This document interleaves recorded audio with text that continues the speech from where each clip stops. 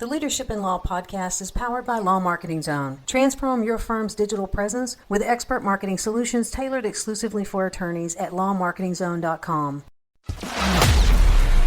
Welcome to the Leadership in Law podcast with host Marilyn Jenkins.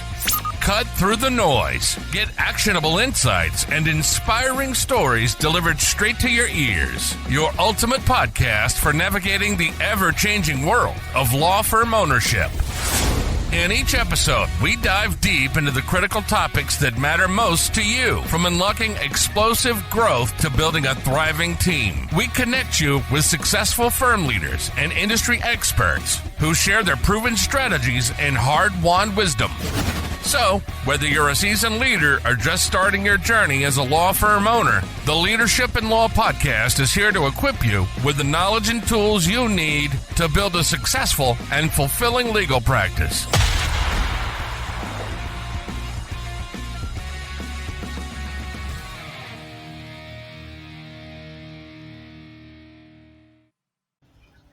Welcome to another episode of the Leadership in Law podcast. I'm your host, Marilyn Jenkins. Please join me in welcoming my guest, Stacy Phillips, to the show today. Stacy is one of the nation's most respected family law attorneys. For over 4 decades, she's represented high net worth and high profile clients in complex divorces, custody battles, and domestic violence cases. Stacy is a certified family law specialist, a published author, and a nationally recognized thought leader.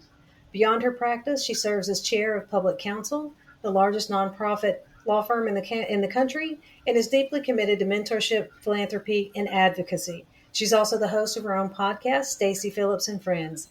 I'm excited to have you here, Stacy. Welcome. Thank you so much for having me. Absolutely. So can you tell us a bit about your leadership journey? When I was coming up the ranks, we didn't talk about it as leadership as like in quotes. And when you say I've been doing this over 40 years, you make me feel older, but I'm only 40. You do understand that. Absolutely. And you're 30. So let's get that squared away. Exactly. We're both 29. Exactly. I was born, I guess, to be a leader. I mean, that's the way I see myself.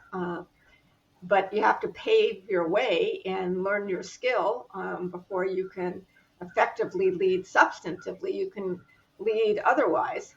And most organizations I've been a part of either own or like for Public Counsel, I'm chair of the board. I'm not chair of the organization. We have a president and CEO. I'm chair of the board. Okay. And actually, when they first asked me to be on the ladder, I almost dropped the phone because I had only been on the board a few years, and I thought you had to like live and die there before you got to be chair of the board. But if you roll up your sleeves and do the work, and you have that skill set to lead, then you get to lead.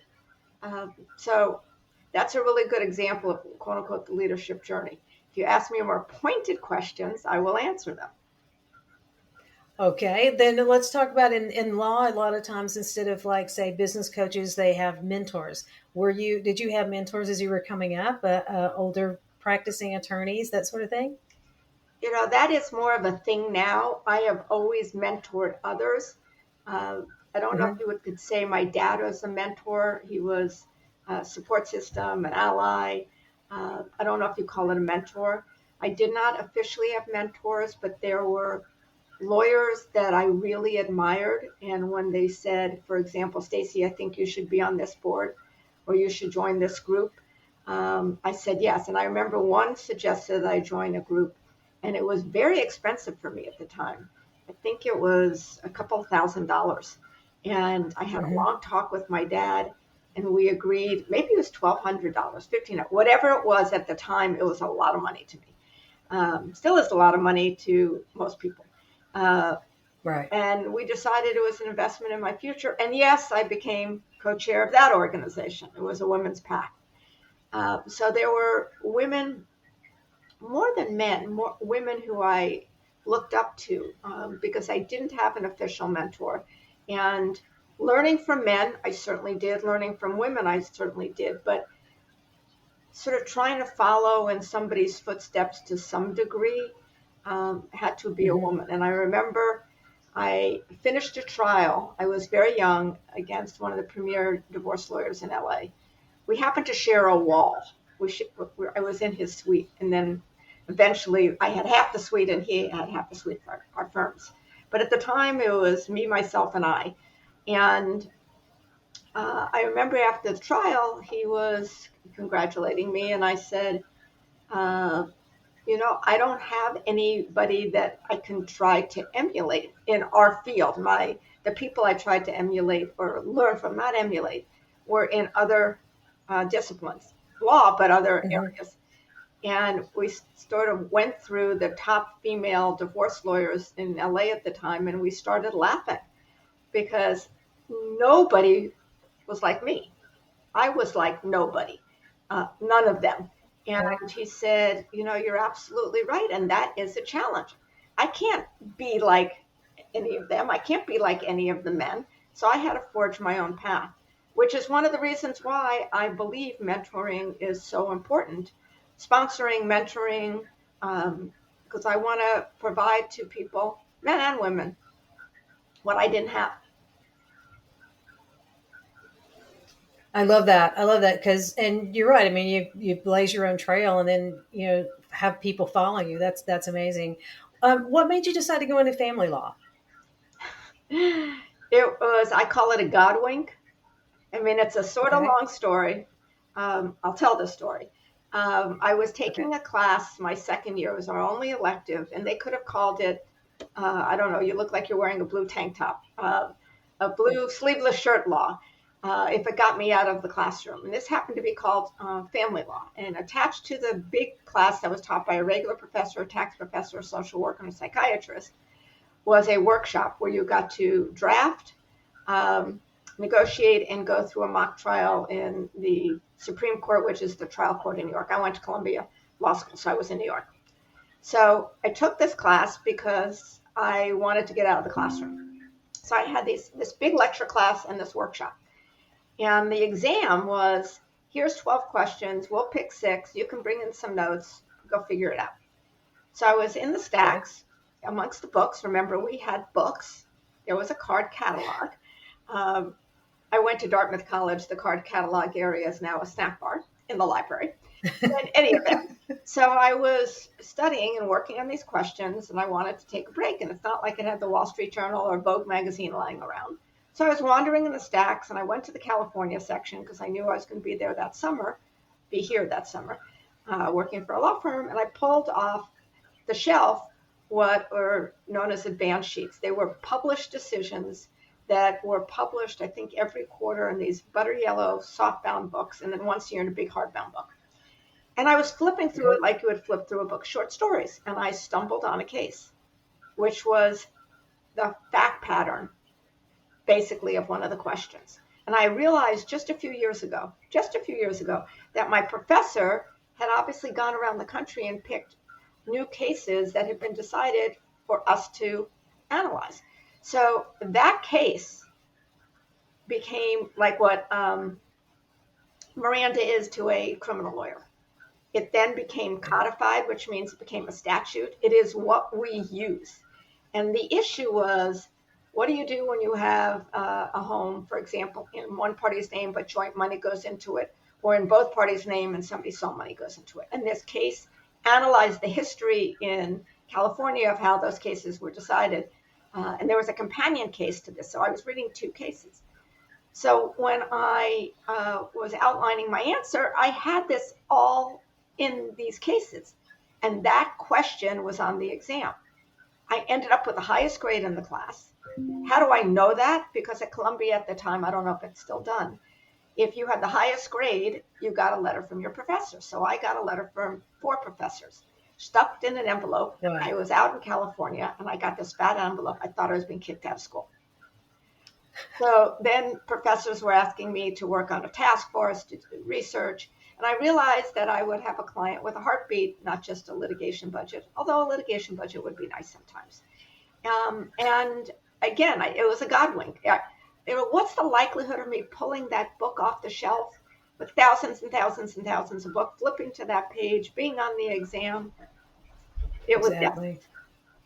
It was destiny. Yeah. Absolutely. And growing up, I very categorically and clearly said I didn't want to be a divorce lawyer or a criminal lawyer because I didn't want the emotional responsibility. And guess what?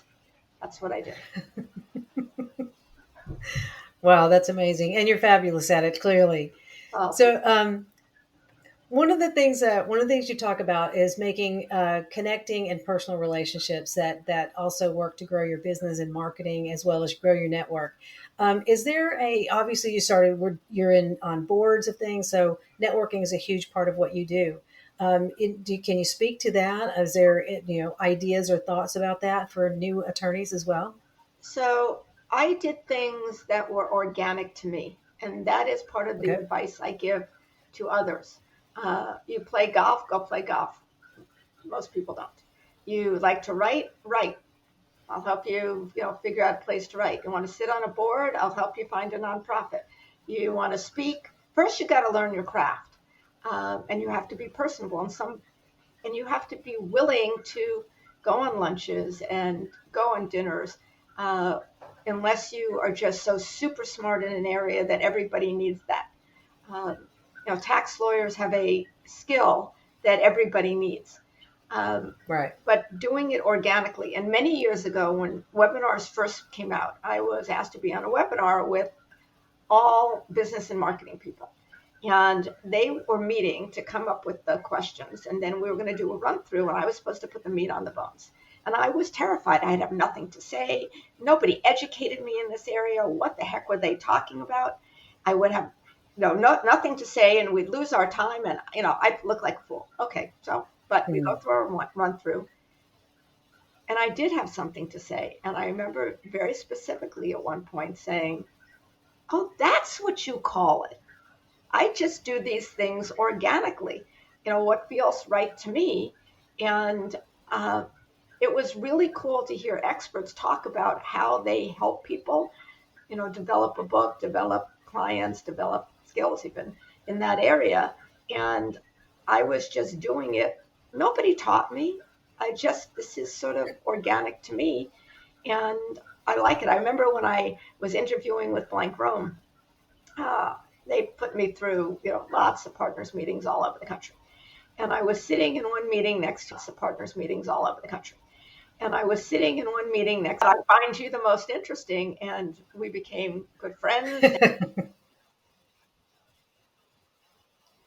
And he had faith in me, and I came up with an idea for our firm that became a game changer because we had a relationship and I understood his language, or I wanted to learn his language.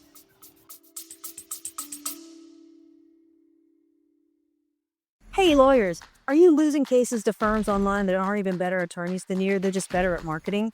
Most law firms are nearly invisible online. If you're not showing up in the Google Map pack, if your ads aren't converting, or if you're constantly waiting on referrals, you're leaving money on the table. At Law Marketing Zone, we've helped clients go from 0 to over 20 cases a month. And we put our top strategies into a quick, free checklist, the Law Firm Marketing Fix.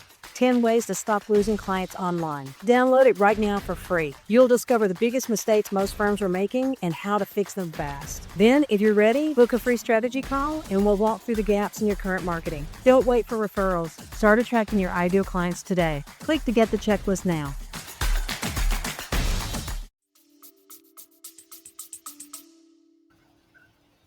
That's interesting. I don't think I've heard that thought process of just do what comes organically, do what you enjoy, and make that your networking, and just grow from there. As my dad used to say, he worked until like 2 days before he passed. He didn't consider it work because he loved it. The business development, the marketing, thinking creative ideas, trying to come up with new things, working with people who do business development and marketing. It's a joy to me. Maybe if I had done things differently, I would have gone into that business. I don't know, but I really enjoy it. So I do. I love that. And if you enjoy it, it doesn't become a task. It's Right. really it's a fun thing to Although do. sometimes it And does. yeah, well, and I guess if you started out on boards and that sort of thing, have you always organically, as you said, volunteer and to help out in the community, that sort of thing?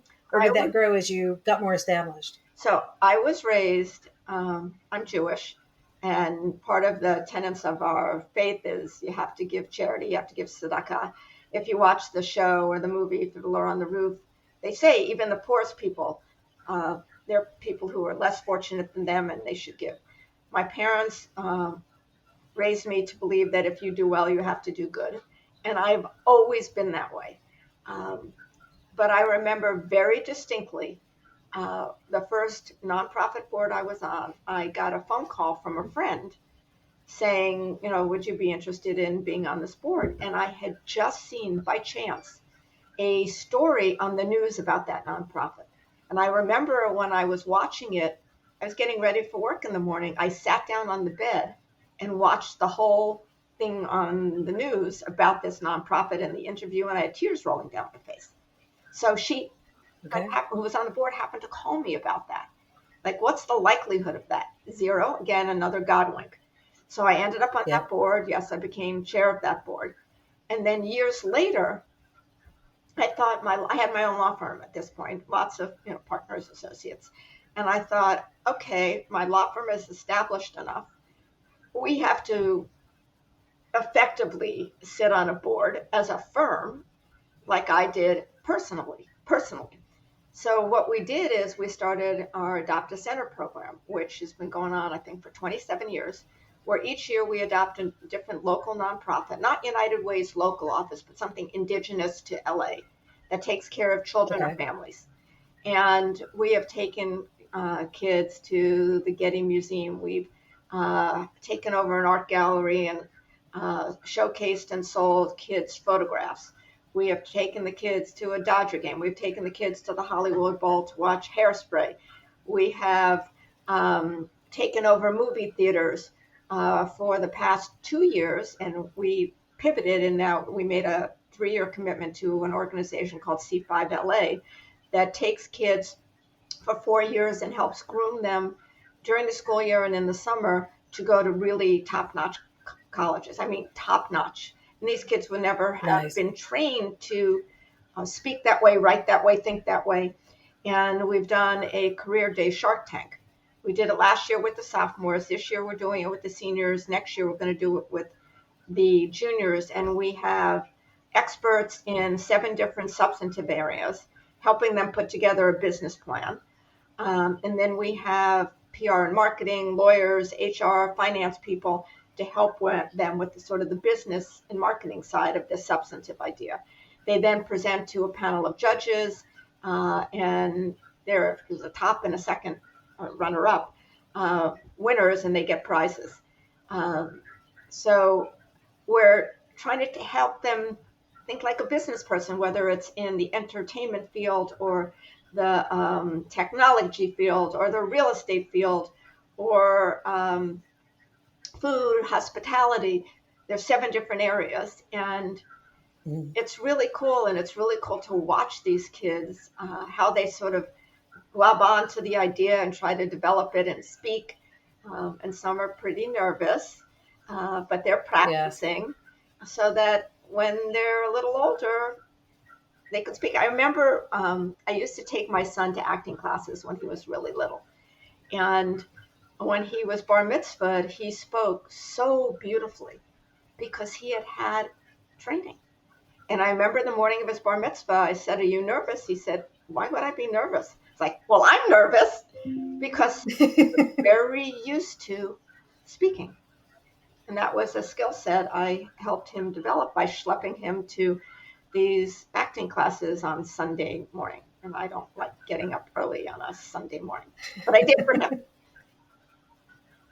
I love that you're working with the young kids as well, because I know that there's a lot of competitions around the states where different age, whether high school, early college, can come with a business plan and those kinds of things. And there's real money, real opportunity behind the winners that get to that point. So that's fantastic. You're helping to position people and train the kids for that. That's an amazing thing to be offering. And they're exposed to these leaders in the community and to the speakers. I mean, it's really cool. really cool. Fantastic. Now, going back to, doing networking as well as your mentorship, it all kinds of plays together that people love to do business with people that do good. Yes. And it sounds like that you've made that a big part of your career and your business is doing good.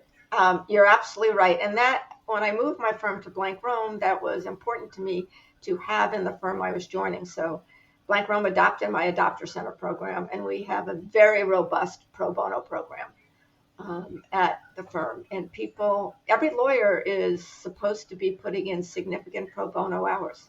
It's very important to the firm and very important to me. I agree. It makes so much difference to again do good and do good for your community. If you were thinking about the people that are listening to this show, coming up lawyers or smaller firms, what was the one thing you'd like them to take away from your process and your career of philanthropy and mentoring? Be yourself, learn your craft, and give back. I speak in threes, so I just came up with three, and that's really my guts. If you don't have the ability, and not everybody does, to engage and speak or write, figure out what ways you can do that, or be okay with not being on the front lines. Some people would rather be in the back room, and that's okay. So be authentic to yourself, figure out yourself, give back to the community, and learn your trade. Because if you don't know your trade, then you're not going to be successful. Although sometimes people have the real gift of the gab and they can really charm people and they don't know their trade, or they're selling smoke and mirrors. Look at Ponzi schemes. The people who run the Ponzi schemes have so much charm and instill so much faith in people that people are willing to give their life savings to what turns out to be a snake oil salesman. Really? True. So there are some people who are really good at bringing in business and don't have the skill set. If that's the case, surround yourself with people who do, and just be a business developer. That's okay. Or be really good at your craft. If you don't want to be out on the front lines, that's okay. If you want to do both, you got to work your butt off.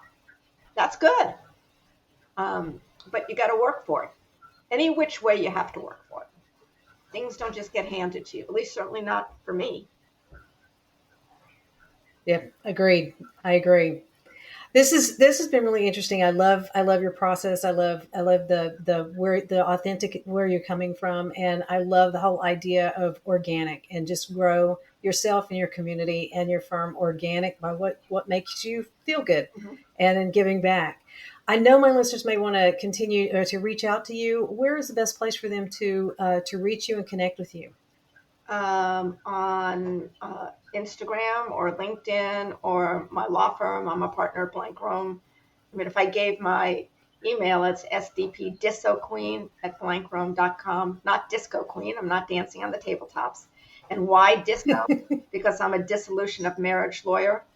But I'm on Instagram. I'm on LinkedIn, and my firm.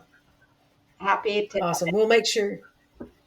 Perfect. We're going to make sure that we put all those links in the show notes for you. And this has been very interesting. I just want people to take the idea of give back, do good, and people will respond to that. People do business with people who do good. I appreciate that. Well, you are.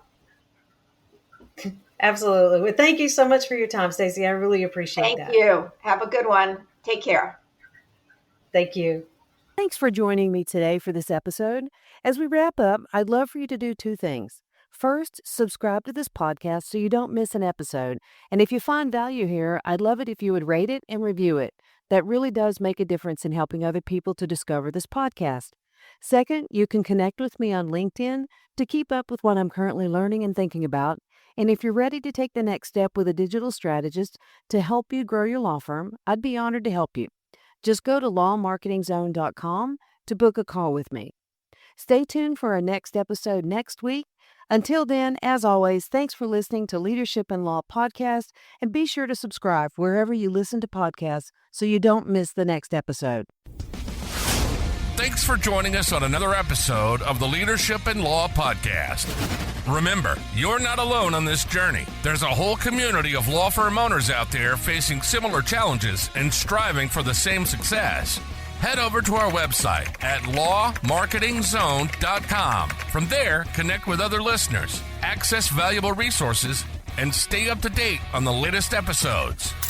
Don't forget to subscribe and leave us a review on your favorite podcast platform. Until next time, keep leading with vision and keep growing your firm.